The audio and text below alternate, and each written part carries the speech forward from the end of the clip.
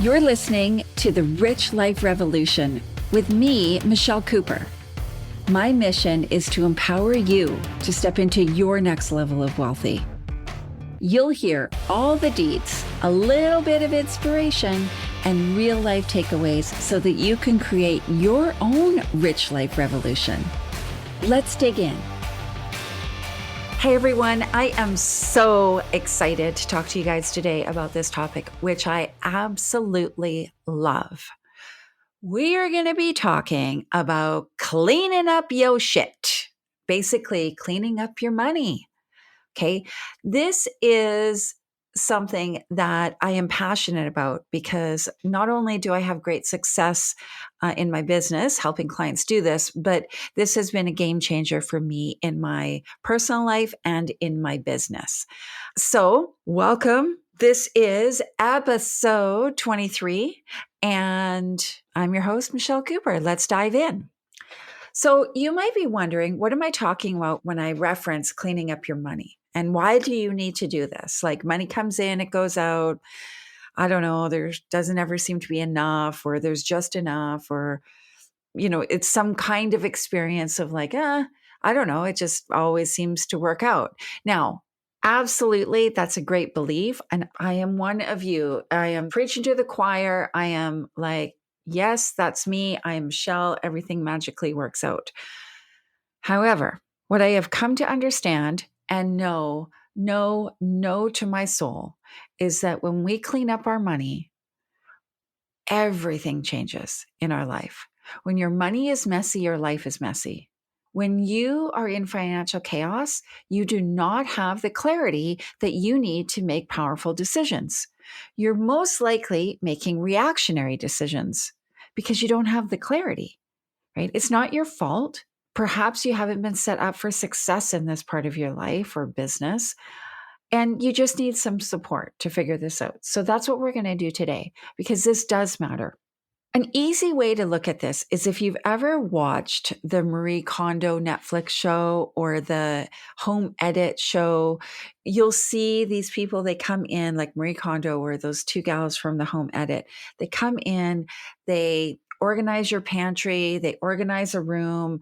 Marie Kondo will organize even something as small as a drawer. And when they start to clean up the physical space, the energy changes, and then the transformation transfers out into other aspects of their lives, their relationships, their money, their career, their business, everything starts to change. And I truly believe it's because we are cleaning up the chaos that we've let accumulate or we have contributed to. So this matters because you matter and future you matter. Future you is sitting there going, hey, Michelle, get your shit together. Okay. You matter. You may or may not understand how much you matter, but I promise you, this is a really important piece to remember. Too often, we put money aside, we put our finances aside, we put ourselves aside, especially as women, right? We come last on the list usually. We got like the husband, the kids, the friends, the school, the job, all the things that we have to consider first before ourselves. You matter.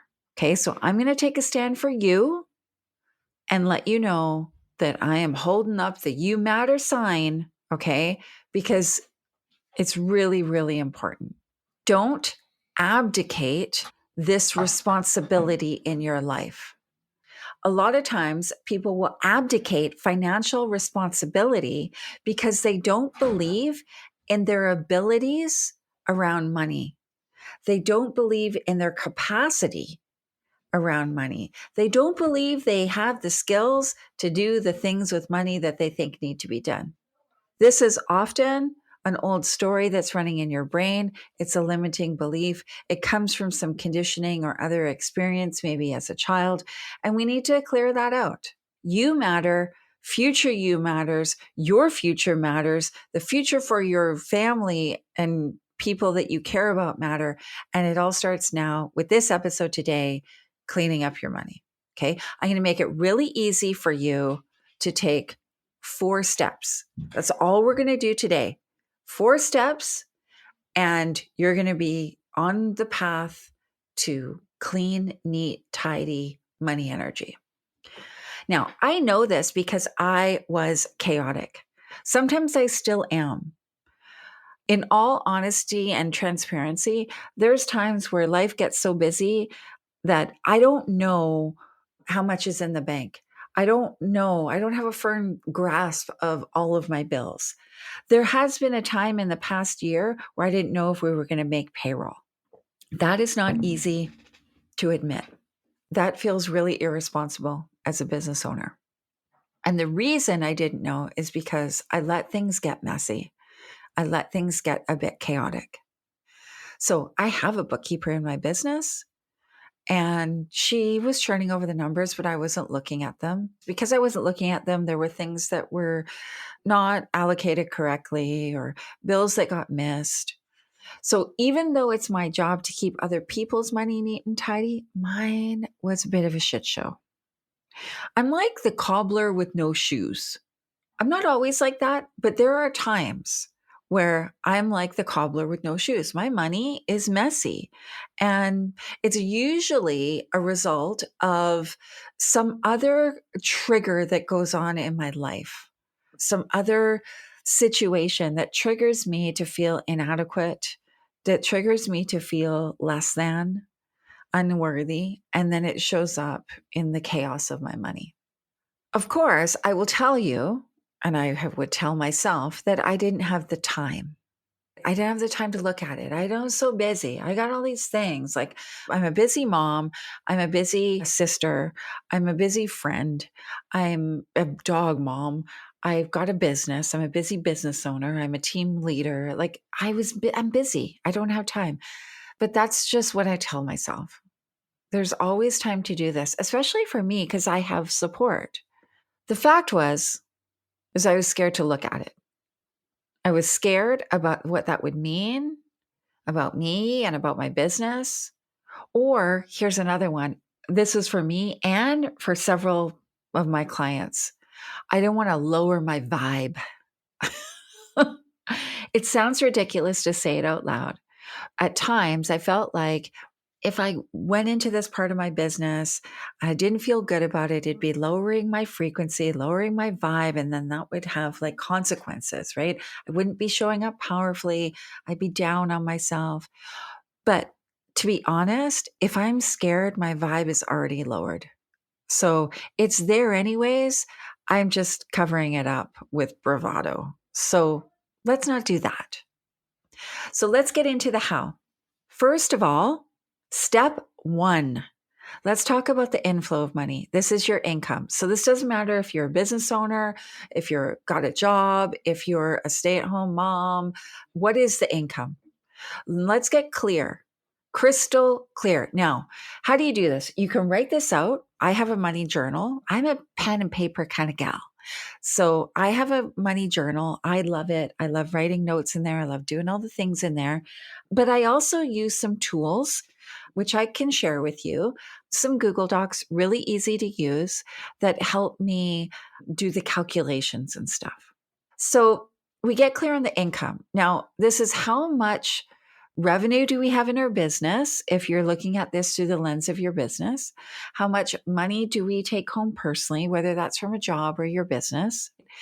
The total from all sources. So you might be a single mom and you get alimony or child support. You might be in Canada and you get child tax credit or GST credits. You might get investment dividends. You could get, maybe somebody owes you money and they pay you monthly. Let's look at all of the income sources. So, what is the reliable every month? This is what happens, right? What's the unreliable? This is a one off or this is something unusual. Let's get clear. So, how do you figure this out? Well, if you have a job, you look at your paycheck. If you are not working, but your partner is, you look at their paycheck. You look at your bank statement. You look at your business and see what your sales were. You might look at your account with the IRS or CRA to see what money they pay you. wherever you get money, your investments, if you've got dividends that are paid out, you'd be looking at that. Write it down. That's all you got to do. Just write it down. You probably be either pleasantly surprised or actually horrified as to how much income you have. So when I did this, I realized that I wasn't paying myself in my business. That had to change. I had to become a priority in my business, and I had to get paid just like my team members get paid. Total that up, and just now you've got the number. Step 2, let's get clear on our expenses. So we're going to divide this out into categories. So if you own a business, here's the categories I'm going to suggest you look at. Now, there's lots. And if you're really focused on details, you might go into further detail. But here's some categories that will work for you to look at in your business. So the first is the cost of goods sold, or the cost of fulfillment of your services, the cost of delivering your service or product to your client. So this might include any subcontractors you use to deliver the service or product. It could, if it's a physical product, it includes that physical product. It could include software that you need to deliver the product or service, and anybody that's involved in that. If you have a brick and mortar, you'll have occupancy costs. So that might include like rent, your triple net, your utilities, your phone, cleaning, uniforms, anything to do with the physical location. Also include things like security, snow removal, landscaping, garbage removal, all of that stuff. If you are not a brick and mortar, so you are a virtual business or online business, you'll want to look at the home office expenses. Now, that's a tax benefit to you, but you still want to have those numbers. And then you want to look at payroll and benefits. So if you have team members who are on payroll, who gets paid what? Just list them out. Joan, Tom, Susie, what do they get paid? What are your benefits? If you have subcontractors, that goes in here as well. Now, if the subcontractor or the team member is involved in the delivery of services, then that's going to go in the first category that we talked about. But if it's overhead, like you have a VA, an assistant, an operations person, that all goes in payroll. And then what kind of benefits do you offer? It might be health benefits, might be, like for my team, we do meals with everyone, might be an educational benefit or something like that. Then owner's pay. So owner's pay and owner's benefits. So in my business, this includes the cost of my Jeep. It includes my life insurance, includes my owner's draw. So anything that you are paying for through the business that isn't totally required for you to do that business is kind of like a perk, and your actual owner's pay. Then there's software and office overhead, like your software subscriptions like Zoom or Asana or Trello or, all the software we use to run our businesses, and office expenses, office supplies, that kind of thing. Then there's client acquisition. So these are expenses that relate to the acquisition of clients. So advertising and promotion, marketing, Facebook ads, Google ads, your website, client gifts.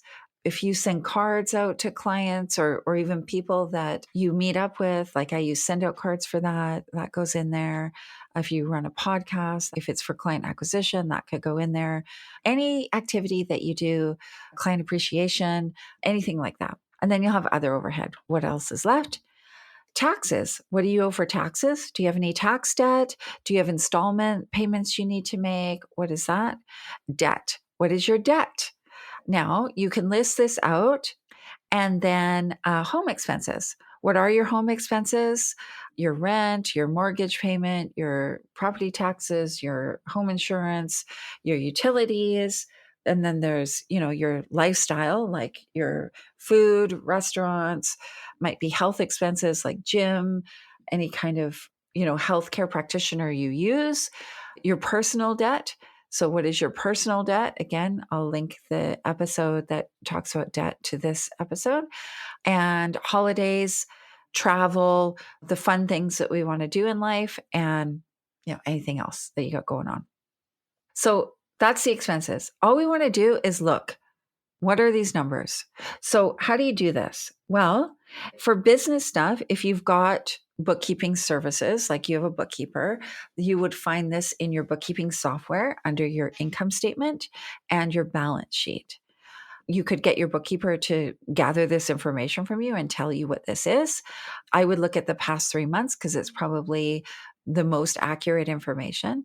If you don't have a bookkeeper and you do this yourself, maybe using software or a spreadsheet, you'll want to look in that resource. And if you don't have this information compiled, I'm going to put a link in the show notes for a spreadsheet that I provide to people in your kind of situation that makes it really, really, really easy to gather this and like compile this information. So this is a big step. I'm not going to say that this is easy because it's not. And you might need support for this. You might need help. I can give you resources to get that kind of help. There's different things that you can do. Not everybody needs a bookkeeper. Some people just need some support, some accountability, and some guidance. And some people are just like, it's just too much. I need somebody to actually be hands in my business or my life doing this. So, yeah, we're going to get clear on that. And then you have your total income, you have your total expenses, you minus those expenses from your income, and you either have an overage of money or a shortage of money.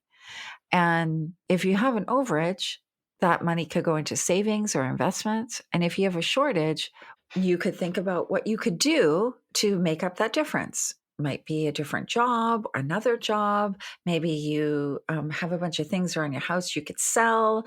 Like there's lots of ways to make up the difference. But the point is to have the information, to have the data, right? When you have the data, then you're informed, you're not reacting. And then the fourth step is to find out what your credit rating number is. What's your credit score? Now, how do you do this? You can use an app like Credit Karma. Everybody can get a free copy of their credit report from TransUnion or Experian. I use Credit Karma, and the number's a bit off compared to when a lender will apply, but it's pretty close. So I just go by that. And I'm going to do an episode on how to improve your credit rating, a couple of easy steps that you can do to improve your credit rating. But you got to know what the number is, you got to know what you're starting from. And when you pull your credit report, you can then see if there's things on there that are not accurate. What's on there? Is there stuff you don't know? You don't recognize? You know everything that's on there? What's on there? It's just finding out the information. That's the first step. So I hope that this helps you. I know it's a lot. It may seem overwhelming. You may be like, screw you, Michelle. I'm not doing that. This is too much work. Just take the first step. Just take the first step. What money do I have coming in? From there, I bet you will feel inspired and you can continue on. Now, if you need support with this, there's lots of ways you can get support. You might need a bookkeeper. If you don't have a bookkeeper and you want a bookkeeper, reach out to Alchemy Accounting and Bookkeeping. We can hook you up. If you're not the right fit for us, we work with lots of other bookkeepers and we can connect you with the right fit. If you want to do it yourself, I have the financial tracker, which I'll put a link in the show notes to. And we also have at Alchemy, we have a Biz Money membership, which is a really, really low cost monthly membership for business owners who are doing their own books, but they want the support of a bookkeeper to ask questions and also the accountability of actually doing the work. So there's a co-working session and there's a Q&A session and there's a Facebook group for you to ask questions in and stuff like that. Those are some resources for you. Of course, the Rich Life Revolution, we're going to talk more about how you can create your rich life. So there'll be other episodes that directly relate to this. Just get started. Just get started. Just take that first step. And of course, you can always reach out to me. I'm happy to help you. I hope you've enjoyed this episode. I have really enjoyed it. And I love talking about this stuff. I can talk about this all day long. My commitment to you is that I am going to do my own work on my money today and make a firm commitment that this takes a priority in my business and in my life. Have a great day, and I'll see you in the pod. Thanks for hanging out with me. I hope you got at least one gold nugget today. Be sure to grab your copy of the Rich Life Revolution workbook to help you set the foundation for your next level of wealthy. Get it now at richliferevolution.ca, and I'll see you later.